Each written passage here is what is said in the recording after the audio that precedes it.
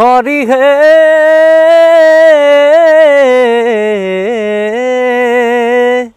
প্ৰথমে প্ৰণাম ব্ৰহ্ম ৰূপীখনা তনহে সৰ্বয় হব তাৰৰ কাৰণ Narayan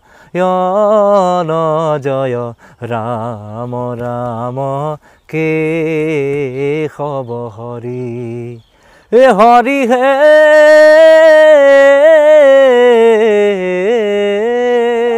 Welcome back to my channel.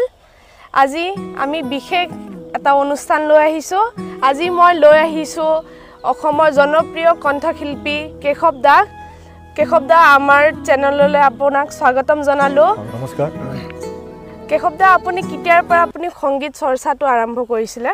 সংগীত চৰ্চা বুলি ক্লাছ 9 ৰ পৰা তেনেকুৱাকৈ মানে জুবিনদাৰ গান বুলি ক'লে আগৰ পৰা আছিলে জাষ্ট ক্লাছ 9 ৰ পৰা টিচাৰে ক'লে যে ক্লাছিকেলটো কৰিলে বা এনে শিকিলে ভাল হ'ব তেনেকুৱাকৈ চলিছে ক্লাছ 9 ৰ পৰা চলিছে।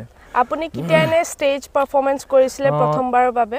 ষ্টেজ পাৰফৰ্মেঞ্চ ক'লে মোটামুটি মই এইটো হাই ছেকেণ্ডেৰী ফাৰ্ষ্ট ইয়াৰ পৰা কৰিছোঁ আৰু আপোনাৰ এনে প্ৰিয় কণ্ঠশিল্পী কোন হয় অসমৰ? প্ৰিয় কণ্ঠ বুলি ক'লে জুবিন দা আৰু চবতে জুবিন দা বুলি ক'লেই হয় বাৰু জুবিন দা মোৰো প্ৰিয় কণ্ঠশিল্পী। এটা গান শুনাব পাৰিব নেকি জুবিন দা? নিশ্চয় নিশ্চয় পৰা যাব। প্ৰীতি ভৰা কবিতাৰে শিৰোনামা তুমি আলসুৱা আদৰৰো পৰিসীমা তুমি মধুভৰা আবেশে উতলা কৰে মন তুমি হাঁহিৰে সানিলা তাতেনো ৰান্ধেনো ৰং প্ৰীতি ভৰা কবিতাৰে শিৰোনামা তুমি আলসুৱা আদৰৰো পৰিসীমা তুমি।